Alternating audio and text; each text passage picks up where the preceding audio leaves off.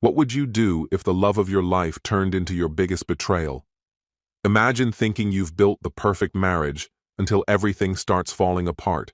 Late nights, secret messages, cold looks, and suddenly, she doesn't come home. This is the true story of Rick, a man who thought he had it all, until the woman he trusted most shattered his world. But trust me, what happens next will leave you speechless. The truth he uncovered, the way he confronted her, and the final twist. It's a story you won't believe until you hear it. Hello, my friend. I'm so glad you stopped by my channel. If it's your first time here, don't forget to subscribe and like this video, as every like truly inspires me. Please tell me which city and country you watched this video from. Now let's get started.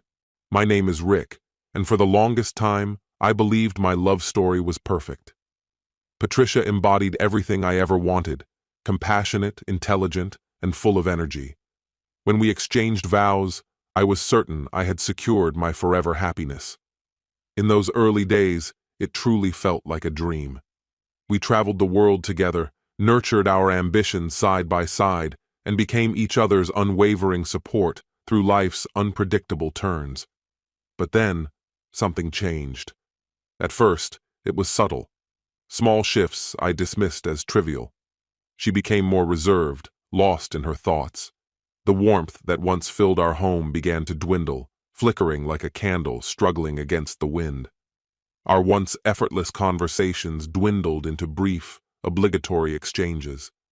I started noticing how often she was engrossed in her phone, chuckling at messages, her face illuminated with a joy I hadn't witnessed in some time. When I inquired, she would brush it off with a vague remark or swiftly steer the conversation elsewhere. Then, the late nights began.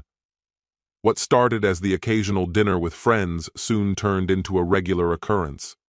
She took extra care with her appearance, more than she ever did when we spent time together, before nonchalantly mentioning she'd be home late. I didn't want to be the possessive, controlling husband. I wanted her to have her freedom, to enjoy time with her friends. Yet, deep within, an unsettling feeling crept in. Then came the night she didn't return home. I called, once, twice, then 10 times. Each attempt was met with silence. Panic took hold. Was she in danger? Had something happened? The night stretched endlessly, each passing hour tightening the knot in my stomach. Unable to simply wait, I grabbed my keys and drove to the police station, prepared to file a missing persons report. The night dragged on in unbearable tension. I sat in the living room, ears straining for any sound. The jingle of her keys, the creak of the door, anything to break the suffocating silence. Finally, just as dawn painted the sky, the front door swung open. Patricia walked in, her expression unreadable. Her hair was slightly disheveled, her makeup smudged, yet she carried herself as if nothing was amiss. "Where have you been?" My voice wavered, a mix of exhaustion and relief. "Why didn't you answer my calls?" I was worried sick. She yawned, stretching as though she had just awoken from a restful nap. "Oh, my phone was on silent. I didn't see your calls." Before I could respond, a buzz echoed from her pocket. A blatant contradiction. I stared at her, waiting for an explanation. She exhaled, irritation flashing in her eyes. "I stayed over at a friend's place." "You're blowing this out of proportion, Rick." "Which friend?" My voice was firm, demanding an answer. She refused to say. I should have pressed her, demanded the truth. But the overwhelming relief that she was safe made me let it go. I convinced myself it was an innocent misunderstanding, but the doubts only grew. Another evening, I watched as she lounged on the couch, her fingers flying across her phone screen, laughter slipping from her lips. "Who's that?" I asked, trying to sound casual. She stiffened slightly. "Just a friend." Then her phone rang. Without hesitation, she stood up and walked to the bedroom, closing the door behind her. I sat there, stunned. Minutes later, she reappeared as if nothing had happened. "Why did you have to leave the room to take that call?"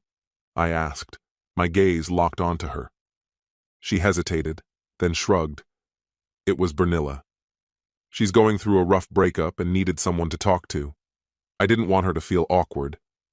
I let out a slow breath, forcing my nerves to settle. A rational person would have pieced the clues together. But I had faith in Patricia, so much faith that I ignored the glaring signs. I convinced myself that my fears were unfounded, that she would never betray me. The next night, as she stood before the mirror applying lipstick, I could no longer suppress the turmoil within me. "Patricia," I said, meeting her reflection in the glass, "we barely spend time together anymore. You're always out at night. I miss you." She sighed, rolling her eyes. "Rick, I'm just hanging out with my friends. Am I not allowed to have a life outside of this house?" "I don't see the issue." "The issue," I said, struggling to contain my emotions, "is that I feel like we're growing apart. You're always on your phone, constantly leaving. It feels like you don't want to be here anymore." She slammed the lipstick onto the dresser, turning to face me with a sharp glare. "I am entitled to have a life, Rick. If I want to go out with my friends, I will. I don't need your permission." I clenched my jaw, swallowing the frustration rising inside me. "I just want to understand. You're distant. It's like I don't even know you anymore." She let out a bitter scoff, snatching up her purse. "God, you're exhausting." And just like that, she walked out, leaving me standing in the empty room, drowning in uncertainty, with nothing but unanswered questions and the gnawing ache of a love that was slipping through my fingers. "I'm not having this conversation." With those words, she spun around and marched out, the door slamming behind her with a force that sent a sharp echo through the apartment. The silence that followed was heavy, suffocating. Over the next several days, the distance between us only widened. She stayed out later and later, slipping back home at odd hours without offering so much as an explanation. Eventually, I stopped asking. I was drained, worn out from the constant fights, from the unbearable feeling that I was the only one still trying to salvage what remained of our marriage. Then, the message came. It was early afternoon when my phone vibrated. The name on the screen made my stomach twist. Sandra, a mutual friend of both mine and Patricia's. "Hey, Rick, we need to talk. It's important." A knot formed in my chest as I read it. "What's going on?" I typed back. "Can we meet tomorrow morning? I need to tell you in person." That wasn't a good sign. "All right." "Where?" "The new cafe downtown, 10 a.m.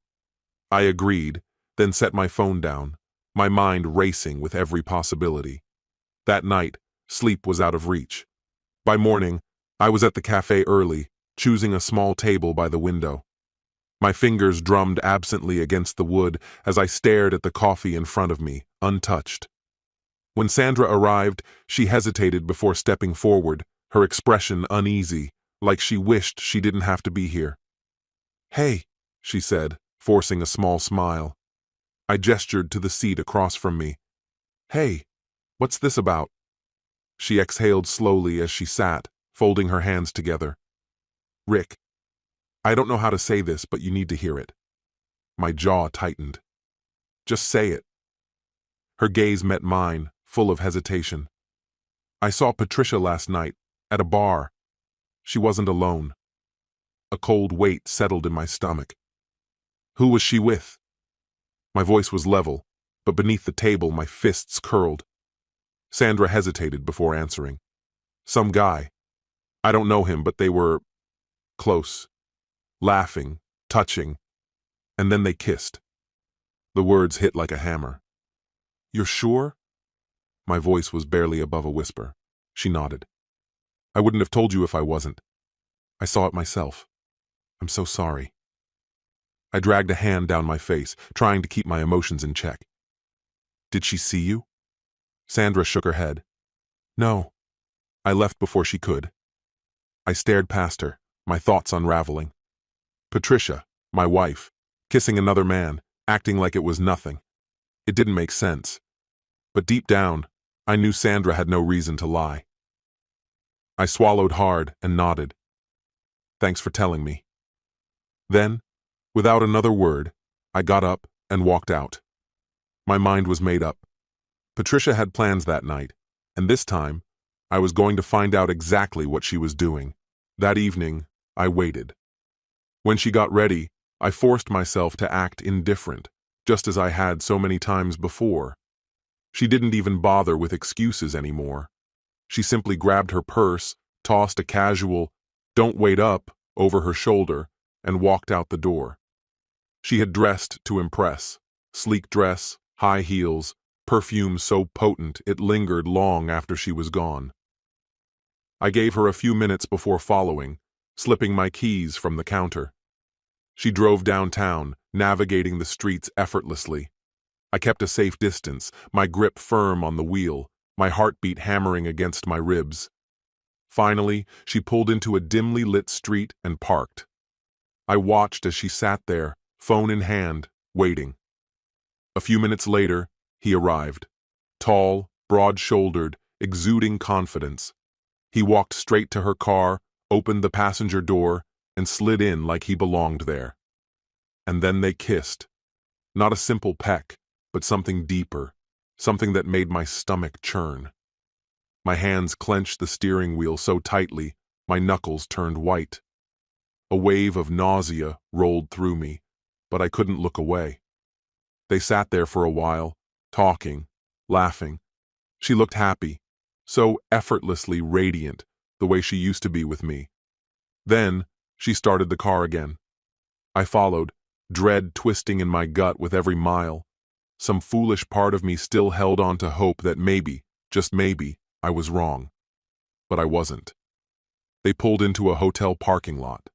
Not a luxury hotel, not a place for business travelers, one of those cheap, discreet places where people went to avoid being seen.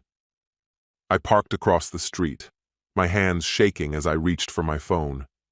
Through the windshield, I watched them step out of the car, Patricia immediately wrapping herself around him. They whispered something to each other, laughed, kissed again, then disappeared inside.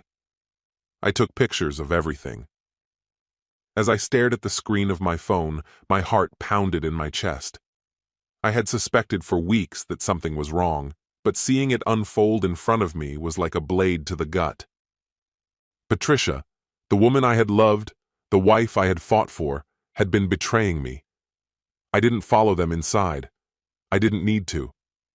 Instead of continuing down that path, I made a U-turn and drove home.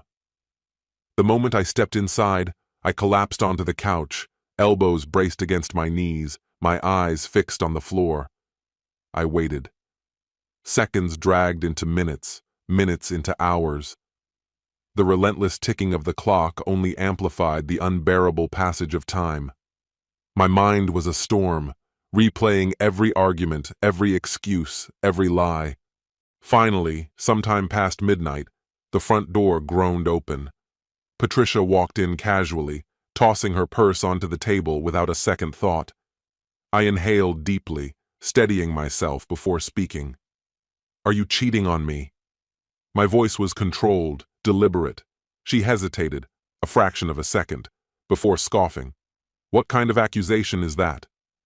"You heard me," I said, my tone unwavering. Rolling her eyes, she kicked off her heels. "This is insane. Have you completely lost it?" I stayed silent, reaching into my pocket. A few taps on my phone, and then I held the screen up for her to see. The color drained from her face. There it was. Undeniable proof. Photos of her in the arms of another man, their lips locked outside a hotel, his hand gripping her possessively in the driver's seat of her car. "Explain this," I said, my voice eerily calm. Patricia stared at the images, unmoving. The silence stretched until she finally swallowed and averted her gaze. I leaned in. "Say it." She exhaled sharply, then straightened, an almost imperceptible smirk tugging at her lips. "You want the truth?" Her voice carried a sharp edge, laced with irritation. "Fine." She folded her arms, meeting my stare with an unapologetic defiance. "I was lonely, Rick. Whatever we had, it's been dead for a long time. I needed someone who makes me feel alive." a real man. Her words hit like a punch to the gut. No denial, no remorse, just brutal honesty. A dry laugh escaped me. A real man? I echoed, shaking my head. You mean the guy you've been sneaking around with? The one who helped you destroy our marriage? She said nothing. I pushed myself up, exhaling slowly. We're finished, Patricia. Pack your things and get out. Her eyes widened. Wait, Rick. There's nothing left to discuss. You've already made your choice. Her mouth opened, but whatever she meant to say never came. Without another word, she turned and disappeared into the bedroom. She spent the next hour packing. I didn't offer to help, nor did I acknowledge her. When she finally returned, suitcase in hand, she hesitated at the doorway. I never wanted it to end like this, she murmured. I didn't look up. You should have thought about that before throwing everything away. And just like that, she was gone. The next morning, I filed for divorce. The process was swift, clean. There was nothing left to fight for. I included the incriminating photos in the paperwork to ensure she couldn't contest it, then forwarded those same images to her parents. No explanation, no message. The evidence was enough. In the months that followed, the emptiness of the house was suffocating. For 7 years, Patricia had been a constant presence. Through the highs and lows, she was always there. Now, all that remained was silence. Some nights, memories of her surfaced, but the pain had dulled. Refusing to let her betrayal define me, I threw myself into rebuilding my life. I rediscovered old hobbies, reconnected with friends, and committed to my health. The past lingered, but I wouldn't let it consume me. The divorce was finalized without delay. Patricia tried to push for more, but the law was on my side. The house had always been mine, my finances protected. In the end, she walked away with nothing. I felt no satisfaction, just closure. Sending the photos to her parents had been enough. They knew the truth. That was all that mattered. Then, one day, a rumor reached me. Patricia had moved in with the man she had betrayed me for. The news evoked nothing in me. No anger, no sadness, just indifference. Once, it would have shattered me. Now, it was insignificant. She was no longer my problem. Not long after, I heard she had done it again, cheating on the very man she had left me for. I nearly laughed. It wasn't a surprise. Some people never change. I didn't bother to find out what became of her, whether she found another man, whether she spiraled, whether she ever regretted her choices. It wasn't my concern. My eyes were fixed forward. For the first time in years, I had no reason to look back. This story has come to an end. In the end, Rick's story reminds us that love without respect and honesty is an illusion. No matter how much you love someone, if they betray your trust, you owe it to yourself to walk away. Staying in a relationship where you're constantly doubting, hurting, and questioning your worth will only break you further. Real love should make you feel safe, valued, and seen, not invisible. Never be afraid to choose yourself, even if it means starting over. Because sometimes, losing someone who doesn't appreciate you is actually a win. Respect, trust, and loyalty. That's what real love is built on. What's your opinion? Share it in the comments, my friend. And if you like this story, check out other exciting videos on my channel. I'll say goodbye until the next video. See you? He thought he had it all. A loving wife, a happy child, a quiet, stable life. William believed nothing could shake the world they built together. But everything changed the moment his wife's first love reappeared. Nigel, the man whose name hadn't been spoken in years. What started as casual texts turned into secret smiles, late-night messages, and stolen glances. How do you fight for someone who's already halfway gone? Hello, my friend. I'm so glad you stopped by my channel. If it's your first time here, don't forget to subscribe and like this video, as every like truly inspires me. Please tell me which city and country you watched this video from. Now, let's get started. My name is William. I'm 37 years old, and until last year, I truly believed I had everything figured out. Aurora and I had been together since college. One of those couples people envied, the kind that seemed rock solid. We had our rituals, our well-worn traditions. Sunday brunch at our favorite little cafe, movie nights snuggled up on the couch with our son Larry, and peaceful weekends spent at her parents' lakeside cabin. My job as an insurance analyst wasn't exciting, but it was secure, dependable. Aurora worked part-time at a boutique, free from the pressures of a high-stakes career. Our life was steady, familiar, perhaps too familiar. The warning signs were there before I had the words to acknowledge them. Small things, easy to dismiss. The way she spent more and more time on her phone at night, scrolling endlessly. The sighs that followed whenever I talked about my day. The barely touched dinners, her fork aimlessly pushing food around her plate. Her distant expression when I brought up weekend plans. I told myself not to overanalyze. After all, we had years of history together. Why start doubting now? Then Nigel came back into the picture. His name hadn't been spoken in our home for years, yet the moment it flashed across her screen, something between us shifted. At first, it seemed harmless. Nigel had been her first love, the high school and early college romance that ended long before I entered the picture. He had moved away, made a name for himself in Chicago, and for some reason, he was back. Aurora was ecstatic. She barely looked up as she told me. "William, you won't believe it. Nigel's back in town. He just messaged me. Isn't that crazy?" I shrugged. "Oh yeah? Isn't that great?" she said, grinning, her teeth sinking into her lip. "It's been forever. He was such a huge part of my life. And now, he's doing amazing things. Started his own company, travels all over, was even featured in some magazine. Can you believe that?" I nodded, but a knot tightened in my stomach. That was the moment I sensed it. That almost imperceptible shift when someone starts wondering about the path they never took. At first, it was subtle. His name surfaced in conversations more often than I was comfortable with. Easy to ignore if I wasn't paying close attention, but soon it became impossible to miss. One night at dinner, as she absent-mindedly scrolled through her phone, she murmured, "Nigel just launched another business. Can you believe it?" I barely glanced up. "That's nice." "No, William, really. It's incredible. He built everything from the ground up, and now he's running 3 different companies. He's everywhere lately. I always knew he'd go far." There was something in her voice, admiration mixed with something else, something I didn't like. I ignored it, but it didn't stop. Soon, Nigel was in every conversation. "You know, Nigel always said I had the best eye for fashion," she mused one morning while picking out clothes. "Nigel's hosting a fundraiser next week downtown.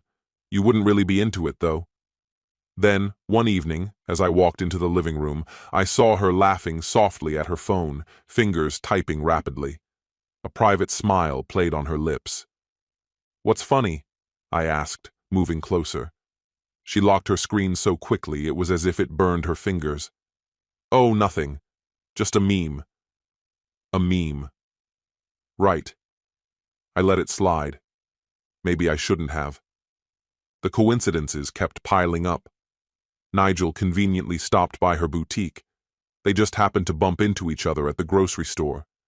She'd casually mentioned grabbing coffee with him, brushing it off like it was no big deal. "Just catching up," she'd say, offering a nonchalant shrug, but her eyes never quite met mine when she did. Then came the subtle shifts in her habits. Tilting her phone away when I walked past. Keeping her messages brief when I was around, but typing endlessly when she thought I wasn't looking. One night, lying in bed, I caught a glimpse of her screen, the glow illuminating Nigel's name at the top of a long thread of messages. The moment she noticed me looking, she swiped out of the chat. "Who are you texting?" I asked carefully. "No one, just Sarah." A lie. I knew it. But I didn't call her out on it. Not yet. I told myself I was imagining things, that I was reading too much into it. She wouldn't cross that line. She wouldn't betray me. Nigel was just a piece of her past, a fleeting distraction. Eventually, he'd fade away again. I was wrong. One evening, flipping through TV channels on the couch, I heard her voice, light, casual, but her words sent a chill through me. Nigel invited us to a dinner party. I looked up. Us? As she adjusted her earrings in the hallway mirror, her voice carried an easy nonchalance. He actually thinks you two would hit it off. Says he admires how dependable you are.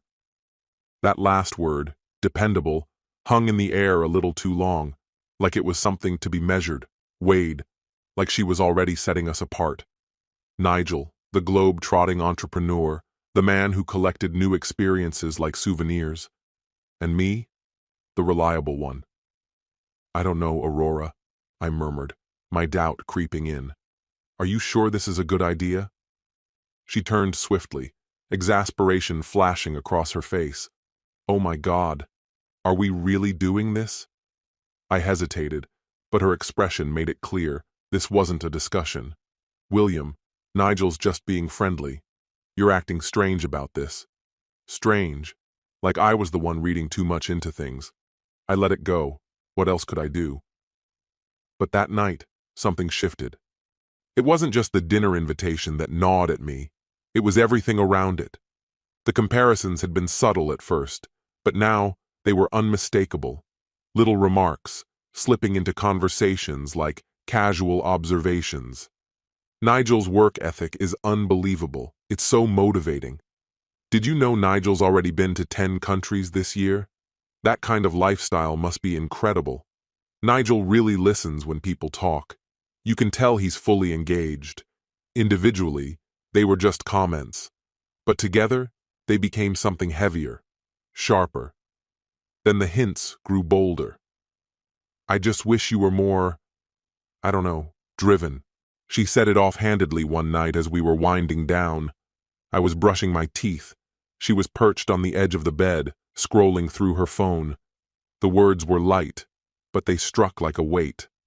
I stopped mid-motion, toothbrush still in hand, and met her gaze in the mirror. Driven? I repeated, my tone deliberately neutral. She shrugged. I mean, don't you ever want more? More than just this? She gestured vaguely at the room around us, our home, our life. I work hard, Aurora. I know, she said quickly, too quickly. It's just, sometimes it feels like you're content staying in the same place forever. I spit out the toothpaste, turned to face her. And that's a bad thing? There was a pause before she forced a smile. No. Just forget I said anything. But I couldn't. Because I knew exactly what she meant. Nigel was ambitious. Nigel was exciting. Nigel was moving forward. And me? I was standing still. And then, the small things started standing out. The way she put extra thought into her appearance before seeing him. Dresses she hadn't worn in years, heels she once swore off, perfume she only used on rare occasions. And her laugh, the way it sounded lighter, effortless when she was around him. And he noticed. His gaze lingered just a second too long, his smile stretched just enough to make my hands clench under the table. And she absorbed it. At home, she felt distant, distracted. Nights spent with her face bathed in the glow of her phone while I lay next to her, pretending not to notice. At work, I found my mind wandering, replaying moments, dissecting words. Was I imagining things? Or was I actually losing her? Deep down, I knew the answer. This wasn't paranoia. This was happening, and it was getting worse. One night, I couldn't keep it in any longer. She walked in from a quick drink with a friend, but I wasn't blind. I saw how she checked her phone, how her expression softened. Aurora, I said evenly, I don't want you seeing Nigel anymore. She blinked, then scoffed. Excuse me? You heard me.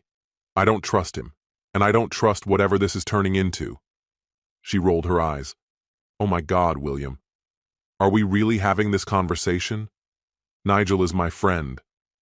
That's it. I stepped closer. Are you sure about that? Because it doesn't seem like he just wants to be friends, and you're not exactly stopping him. She let out a short, incredulous laugh. You're being so insecure. Do you even hear yourself? You hide your phone. You dress up for him. You talk about him more than you talk about me. My voice was steady, but edged. So tell me, Aurora, who's really the problem here? Her expression hardened. If you can't handle my friendship with Nigel, maybe you're the problem. That hit deep. I searched her face, looking for the woman I married. But she wasn't there. I didn't argue, didn't push, just turned and walked past her, straight to bed.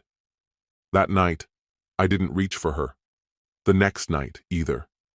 For 2 days, silence stretched between us, thick and unmoving. Then, as if our conversation had never happened, she casually mentioned that Nigel was hosting another dinner, that she was going, whether I liked it or not. I almost stayed home. Almost. But something in my gut warned me. If I let her walk into that house alone, I'd regret it. So I went. From the moment we stepped inside, I knew I didn't belong.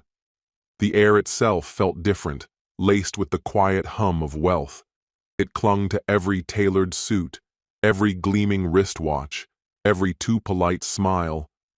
These were people who lived in another world entirely, a world Nigel fit into effortlessly. And Aurora? She was slipping into it too. Aurora, on the other hand, fit in seamlessly. She exuded self-assurance, draped in an elegant black dress I didn't recognize, her heels accentuating the length of her legs. That evening, there was something unmistakably different about her. Nigel's eyes landed on us, and a wide grin spread across his face. "William!" he called out, though his attention never strayed from Aurora. Without hesitation, he brushed past me, pulling her into a tight embrace. It lingered longer than it should have. His hand rested against the small of her back a fraction too long. She let out a soft laugh, tilting her face up toward his. "Still not tired of me yet?" Her voice was light, teasing, too familiar. I stood there, an outsider in my own marriage. At last, Nigel turned his focus to me. "Glad you made it, man." He clapped a hand on my shoulder, a gesture that felt forced, as if we had been old friends. I mustered a strained smile and took my seat. But then I began to see it. The way Aurora leaned in just a little closer when he spoke. The way her fingers brushed against his arm each time she laughed. The way he looked at her, as though she were the only woman in the room. And her face, bright, alive in a way I hadn't seen in years. A tight knot coiled in my stomach, my fingers wrapped around my glass, so tense I thought it might crack. The rest of dinner passed in a haze. I barely touched my meal. Their laughter surrounded me, the private exchanges, the stolen glances. And then came the moment that broke something inside me. Someone joked about exes, just light conversation, but Aurora, with a giggle softened by wine, joined in. "Oh, please, Nigel and I have a totally normal friendship. Nothing strange about it. It's called being mature. Not every guy is so insecure about things like that." Laughter rippled around the table. My stomach turned to stone. I placed my fork down. Insecure? The word left my mouth sharper than I intended. Aurora shot me an exasperated look. "Oh, don't start, William." Then she said it, the one line that made the entire room go silent. "It's not my fault Nigel is bigger than you in every way." The weight of her words crashed over me. The table fell into an uncomfortable hush. Eyes flickered toward me, waiting to see how I'd react. My ears rang. Nigel shifted in his chair, suddenly uneasy. Someone coughed into their drink, but Aurora, unfazed, took another sip of her wine as if she hadn't just humiliated me in front of everyone. I let out a slow breath, my hands balling into fists around the napkin in my lap. My voice came out calm, but inside, I was unraveling. How long have you been pretending, Aurora? I turned to her, my pulse hammering. Because from where I'm sitting, it sure looks like you'd rather be with him than with me. Her smirk wavered. Her eyes darted away, searching for an escape. Nigel cleared his throat. Hey man, I think you're taking this the wrong way.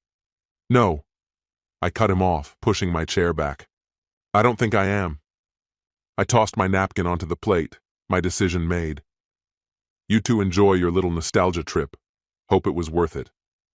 And then I left. I didn't wait for her. I didn't turn back.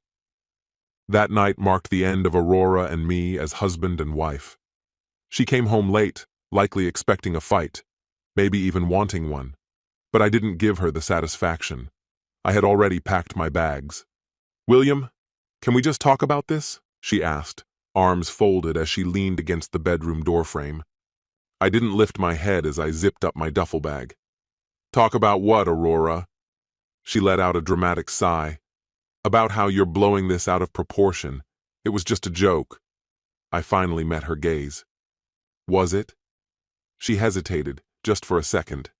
But that pause told me everything I needed to know. I threw the bag over my shoulder and stepped past her. You made your choice, Aurora. Now I'm making mine. And this time, I really didn't look back. The divorce was a battlefield. Aurora played the victim, twisting the story to paint me as the one who abandoned our marriage. In court, she wept, spoke about how much she adored our son, Larry, how all she wanted was for things to be amicable. But the truth had already spread through town.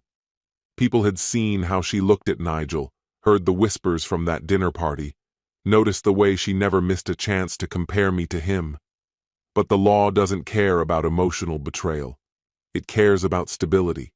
So, despite everything, she won custody. I walked out of that courtroom with a divorce decree, limited visitation rights, and an emptiness I hadn't braced myself for. Aurora, on the other hand, left victorious, but she didn't look satisfied. Maybe she thought Nigel would be waiting for her. He wasn't. Nigel moved on fast, setting his sights on someone new, another woman to chase, another infatuation to burn out. Meanwhile, I settled into a modest apartment across town. Nothing special, just enough space for Larry on the weekends. Nights were long, spent staring at the ceiling, reliving every moment, wondering how I had let it all slip through my fingers, wondering if she ever did the same. A few times, she reached out. William, we should talk. I never replied, because the truth was, I had never been the problem. She had just been too busy looking back to realize what she had right in front of her all along. This story has come to an end. Sometimes relationships don't fall apart because of one big mistake, but because of 1,000 small betrayals we choose to ignore. This story is a reminder. Never take for granted the people who are truly there for you. Trust is fragile, easy to break, hard to rebuild. If something feels wrong, speak up before silence turns into distance. Love isn't just about staying together out of habit. It's about choosing each other every single day with honesty and respect. Because if someone is busy looking for something better, they've already stopped seeing the value of what they had. Cherish real love before it's gone. What's your opinion? Share it in the comments, my friend. And if you liked this story, check out other exciting videos on my channel. I'll say goodbye until the next video. See you. Imagine the person you share a bed with looks you dead in the eyes and delivers a blow you'll never recover from. Not with fists, with words that cut deeper than any knife. She stared at me and said, "My ex knew how to satisfy me." In that moment, everything inside me shattered. You think you know someone, until a single sentence burns your entire world to the ground. What do you do when the love of your life turns into a stranger holding a dagger? How do you survive betrayal from the one you trusted most? Hello, my friend. I'm so glad you stopped by my channel. If it's your first time here, don't forget to subscribe and like this video, as every like truly inspires me. Please tell me which city and country you watched this video from. Now, let's get started. I never would have guessed that a seemingly insignificant disagreement would serve as the catalyst for the collapse of my marriage. We were in the living room, exchanging words over something trivial, but as had become our pattern, the argument rapidly spiraled into something far more significant. Lately, every conversation seemed to morph into a battleground, and that night followed the same worn-out script. I could see the irritation in her eyes, the tension in the way she held herself. Rather than addressing what was truly bothering her, she blindsided me with a remark that sliced through the moment like a knife. Her gaze was unwavering as she delivered the words that would etch themselves into my memory forever. My ex always knew how to satisfy me. For a second, I didn't react. My mind needed time to process the weight of what she had just said. She didn't falter. There was no hesitation, no attempt to retract her words. She simply met my stare, as if daring me to respond. It had come out of nowhere. We weren't even remotely discussing anything related to intimacy. And yet, she had chosen to say it, fully aware of the wound it would leave behind. A thick silence settled between us. I waited, hoping for some kind of retraction, an apology, anything to suggest she regretted what she had just unleashed. But there was nothing. She stood there, arms crossed, an air of smug satisfaction about her, as if she had just secured some kind of cruel victory. And in that instant, understanding hit me like a freight train. This was no accident. It wasn't a slip of the tongue. It was intentional. She wanted me to hear it, to feel the sting of it. She wanted to diminish me, to make me doubt myself. I could have shouted. I could have demanded an explanation. I could have thrown every bit of hurt and anger back at her. But I did none of that. Instead, I leaned into the couch and let out a low chuckle, not because I found any humor in the situation, but because of the sheer absurdity of it all. She raised an eyebrow. "What's so funny?" I shook my head. "Nothing. I just finally understand." That was the moment I knew there was no coming back from this. Up until then, I had convinced myself that we were just going through a rough patch, that with effort, we could find our way back. But people who still care don't say things designed to cut their partner down. They don't aim to humiliate the person they once promised to cherish. She rolled her eyes and scoffed. "Oh, don't be so dramatic." I didn't argue. It was pointless. I stood up and walked toward the bedroom, not in surrender, but because there was nothing left to say. Behind me, I heard her let out a derisive laugh, probably expecting me to turn around, to challenge her, to fight for something that was already irreparably broken. But I didn't. Instead, I sat at the edge of the bed, staring at the floor, playing back the last few months in my mind. The endless fights, the widening gap between us, the way she treated me more like an inconvenient presence than a partner. And now, this. Her words weren't just an insult. They were a statement, a declaration that whatever respect she once had for me had eroded completely. And without respect, what remained? We didn't speak for the rest of the night.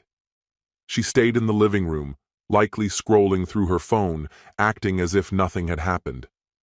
I lay in bed, coming to terms with the fact that whatever love I had left for her had just been dealt a fatal blow, one I wasn't sure it could recover from. By morning, I no longer held on to the illusion that she might apologize, and sure enough, she didn't. She moved around the kitchen like any other day, sipping her coffee, eyes glued to her phone. I sat at the table, my cup untouched in front of me. I wanted to ask, did she even grasp the impact of what she had done? Did it matter to her at all? But I already knew the answer. She was fully aware. And the fact that she could carry on so effortlessly only confirmed what I had suspected. Something inside me shifted that day. I stopped trying. Once, I would have been the one to break the silence, to reach for a solution, to fight for what we had. But I had no fight left in me. The desire to fix something that had long since fallen apart had vanished. She noticed. At first, she acted indifferent. If I didn't initiate conversation, she didn't either. If I stopped making small efforts to please her, she pretended not to care. But her actions betrayed her.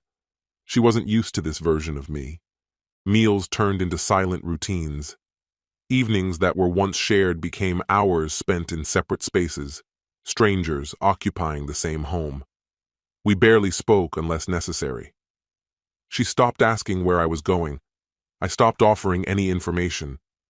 The truth was, our relationship had ended long before either of us had the courage to admit it. One evening, she came home later than usual. In the past, I would have asked where she had been. This time, I said nothing. She walked past me, waiting for the usual interrogation, anticipating some kind of reaction. When I gave her nothing, she let out a short, bitter laugh and shook her head. "Wow, you really don't care anymore, do you?" I glanced up at her and shrugged. "I suppose not." That was the moment she realized she had crossed a boundary. From then on, she kept testing, stirring up minor conflicts, trying to elicit a reaction from me. But I had checked out. I no longer felt the need to prove myself to her. If she didn't value me, I wasn't going to waste my breath convincing her otherwise. A few days later, she mentioned divorce for the first time. It wasn't a threat, not an ultimatum meant to push me into begging her to stay. No, it felt like an experiment. She wanted to see if I would crumble under the weight of it. I didn't. I simply nodded. All right.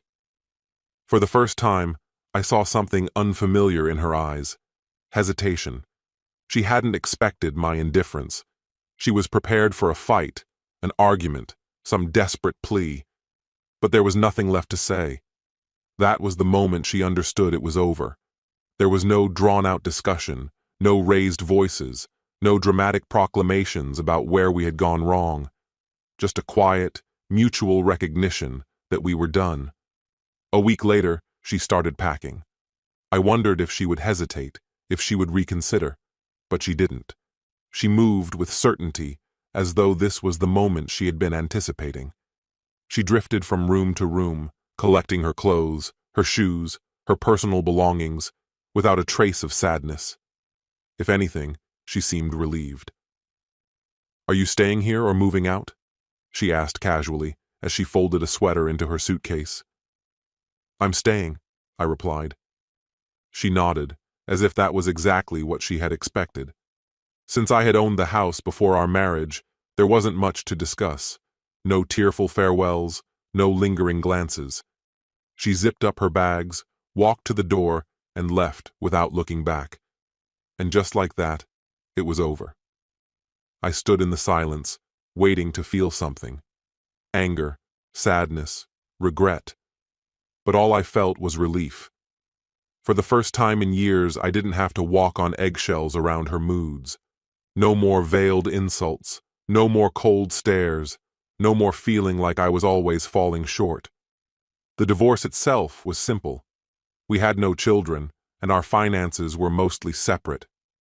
She didn't demand much, and I didn't offer more. A few legal formalities, some court appearances, and it was done. She wasted no time moving on. Within a month, word reached me about her new life.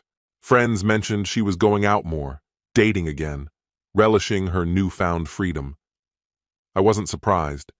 She had always acted as if marriage had been holding her back, as if she had been missing out on something better. Maybe she believed she had finally found it. Her social media was filled with smiling photos, bars, parties, new faces, always appearing to be having the time of her life. I didn't care. I wasn't asking around, wasn't keeping track. But gossip has a way of finding you.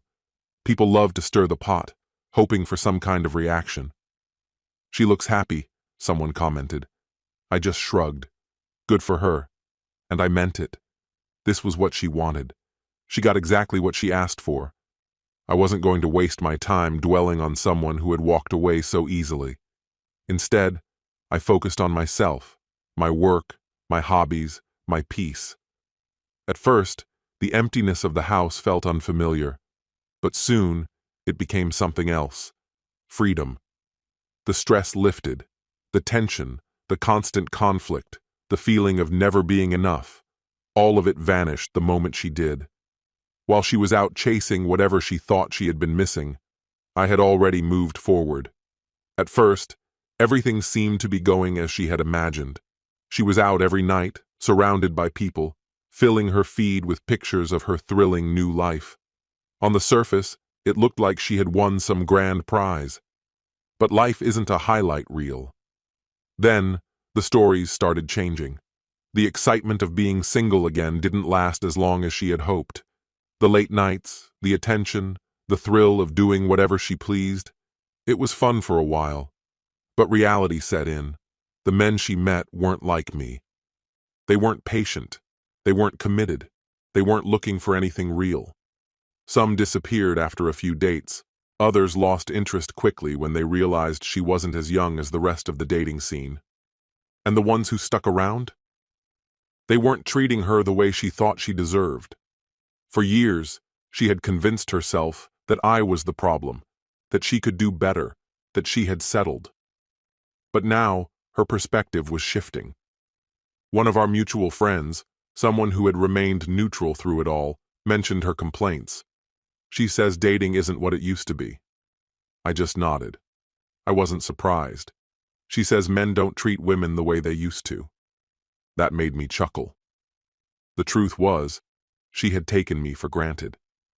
She assumed the effort I had put into our relationship was the bare minimum, that she could easily find someone else who would do the same.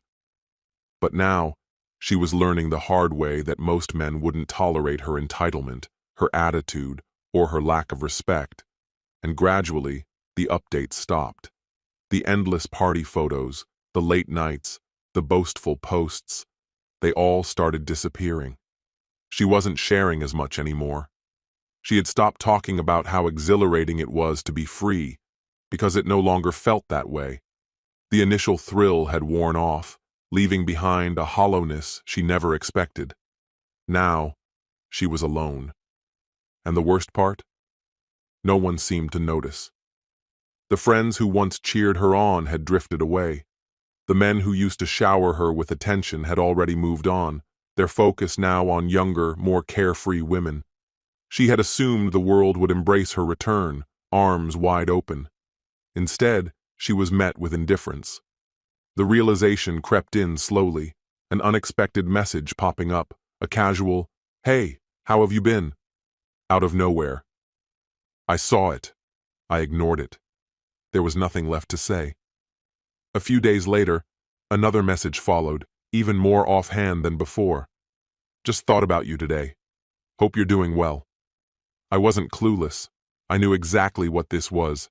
She had spent months chasing an illusion, convinced she was stepping into something better. Now, faced with the truth, she was looking for something stable, something familiar. She was looking for me. But I didn't respond. Then came the small hints. Comments on my posts, a casual, looking good under a picture from my travels, a fire emoji on a gym selfie. Subtle, but the intent was clear. She wanted me to notice her. I didn't. So she pushed further. "Do you ever think about us?" That one actually made me chuckle. Not because it was funny, but because it was so predictable. She had spent so much time treating me like I was holding her back, like I was nothing more than an obstacle. And now?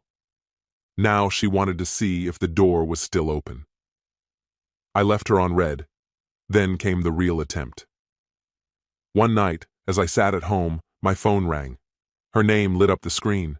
I nearly let it go to voicemail, but curiosity got the better of me. "Hello?" Silence. Like she hadn't expected me to answer. Then, in a voice softer than I remembered, she whispered, "I miss you." I leaned back, my eyes fixed on the ceiling. "No, you don't," I said. She let out a nervous laugh. "I do. I've been thinking about everything we went through. I know we had our issues, but—" I cut her off. "But you thought you could do better." Silence. Then a sigh. "I don't know. I just feel like we gave up too fast." I nearly laughed again. Too fast? She had been the one who threw the first punch, the one who decided I wasn't enough, the one who walked away without hesitation. And now she wanted to rewrite history, pretend it had been some mutual misstep. "You didn't give up," I said. "You left." More silence. Then finally she spoke. "I don't want to fight. I just wanted to talk." I nodded, though she couldn't see it. Well, we talked. And with that, I ended the call. That was the last time I answered. But she didn't stop immediately. A week later, another message appeared. This one wasn't casual. It was long. She poured out how much she missed our conversations, how she regretted the way things ended. She admitted she had spent a lot of time reflecting, realizing she had let go too soon. She never directly asked for another chance, but the meaning was clear. She was waiting for me to say something, to give her even a sliver of hope. I didn't. I ignored it just like I had before. Days passed, turning into weeks, and the messages slowed. The last one I ever received was simple. "I just wish things were different." But they weren't. She had made her choices. She convinced herself that leaving was the right decision, that she was stepping into something better. Instead, she walked straight into reality. The endless attention vanished. The men who once chased after her had moved on to someone else. No one was willing to put up with her attitude, her entitlement, her expectations. The dating scene she thought would be an endless playground turned out to be nothing like she imagined. And now? Now she was alone. Once, she held all the power, made all the decisions, controlled the endings. But now, she had nothing. Meanwhile, I moved on. I didn't waste time looking back, waiting for her to return, hoping she'd realize what she had lost. I wasn't interested in second chances because I was no longer the person she had walked away from. I had changed. I built a life where I didn't need validation from someone who never saw my worth in the first place. And while she sat there, trapped in the consequences of her own choices, waiting for someone to rescue her from the loneliness she created, I was already too far ahead to care. This story has come to an end.